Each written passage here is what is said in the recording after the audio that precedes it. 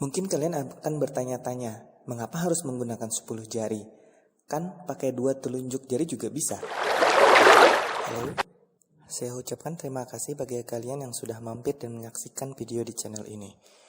Video ini adalah video berseri, jadi jangan lewatkan video lainnya di channel ini. Pada video kali ini, kita akan membicarakan tentang keterampilan mengetik 10 jari. Nah, jadi secara sederhana, keterampilan mengetik 10 jari adalah sebuah cara atau metode dalam kegiatan pengetikan dengan menggunakan 10 jari tangan. Mungkin kalian akan bertanya-tanya, mengapa harus menggunakan 10 jari? Kan pakai 2 telunjuk jari juga bisa. Nah, alasan singkatnya adalah ini adalah sebuah keterampilan. Tentu saja yang namanya sebuah keterampilan biasanya mempunyai sebuah kelebihan. Di antaranya efisien, kita juga bisa mengetik tanpa melihat hurufnya. Artinya kita hafal posisi huruf-hurufnya dan juga bisa lebih cepat dalam prosesnya. Nah, mungkin bisa kalian rasakan nanti setelah terampil jika menggunakan metode ini. Awalnya metode ini digunakan untuk sebuah mesin tik atau mesin ketik manual yang sepenuhnya menggunakan tenaga manusia, seperti kita lihat pada gambar. Nah, tapi seiring perkembangan zaman, muncul mesin ketik elektrik yang sudah menggunakan tenaga listrik. Nah, tapi pada video kali ini kita tidak akan menggunakan mesin ketik manual itu ya. Yang kita adopsi dari mesin ketik manual itu adalah metodenya. Jadi, yang mana nanti kita akan menggunakan keyboard komputer seperti gambar ini. Bagi kalian yang punya komputer atau laptop tentu tidak asing dengan keyboard seperti ini. Dan tentunya jika nanti kita sebutkan keyboard dalam video ini adalah keyboard yang ini ya, bukan yang ini. Nah, sebagai pengenalan kembali pada keyboard tadi, kita akan mengenal istilah tuts. Tuts atau tombol itu sama saja.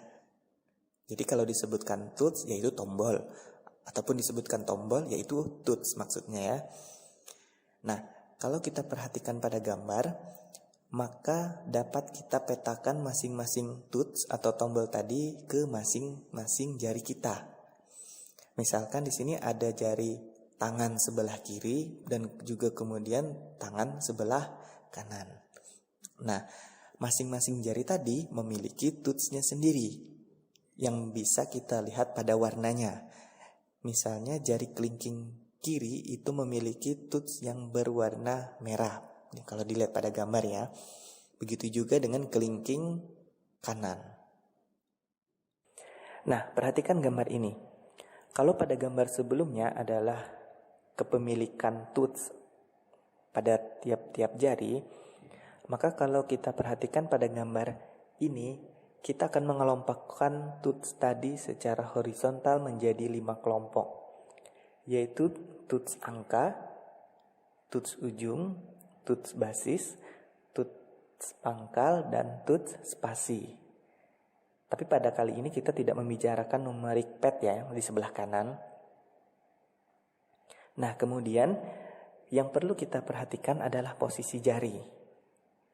Posisi jari harus ada pada posisi siap, seperti pada gambar. Yang mana pada jari kelingking kiri itu ada pada huruf A. Kemudian disusul dengan jari manis kiri ada pada huruf S. Kemudian jari tengah kiri ada pada huruf D. Dan jari telunjuk kiri ada pada huruf F. Kemudian jari telunjuk kanan ada pada huruf J. Jari tengah kanan ada pada huruf K. Dan jari manis kanan ada pada huruf L. Sedangkan untuk jari kelingking kanan ada pada tanda titik koma. Kemudian ibu jari kiri dan kanan ada pada bilah spasi ya.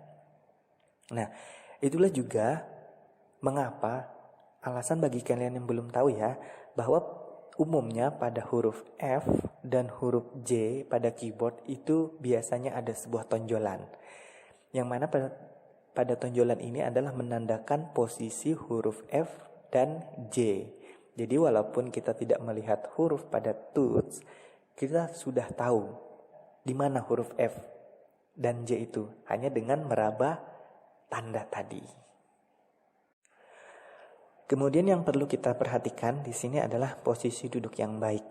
Alangkah baiknya nanti kita menggunakan kursi dan meja, ya. Jadi duduknya di kursi tidak terlalu membungkuk dan juga tidak terlalu mendongak. Ambillah posisi yang nyaman.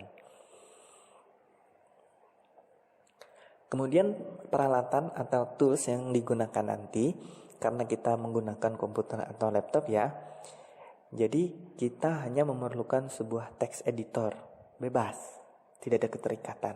Jadi yang penting text editornya tadi kalau kita menekan huruf A, maka yang nampak adalah huruf A, bukan huruf yang lain. Nah, kemudian dalam latihan keterampilan nanti, ada hal-hal yang tidak boleh kita langgar. Anggap saja aturan main ya. Ini kita perlukan agar mendapatkan hasil yang benar-benar maksimal. Di antaranya, kita tidak boleh melihat huruf pada keyboard. Jadi tidak boleh ngintip hurufnya apa ya. Tidak boleh lihat tangannya, tidak boleh lihat jarinya. Nah, kalau kita tidak lihat jarinya, maka fokus kita harus pada naskah. Ya, atau sesekali melihat hasil ketikan pada monitor. Kemudian jari jemari dalam kondisi lemas, tidak usah terlalu kaku ya. Nah, sehingga nanti dia siap ketika kita perintahkan untuk tekan gitu ya. Kemudian yang berikutnya, posisi tangan ada pada tuts basis. Tadi ada di gambarnya ya. Kemudian yang berikutnya adalah ketika jari sudah menekan huruf apapun itu, maka dia harus kembali kepada posisi tuts basis. Nah, kemudian yang terakhir itu adalah kesabaran. Karena yang namanya latihan tentu tidak ada yang instan ya. Maka kita harus pelan-pelan dan bersabar. Mungkin sekian dulu pengantar latihan ketik 10 jarinya. Nanti untuk latihannya bisa dilihat pada playlist ya. Oke, terima kasih.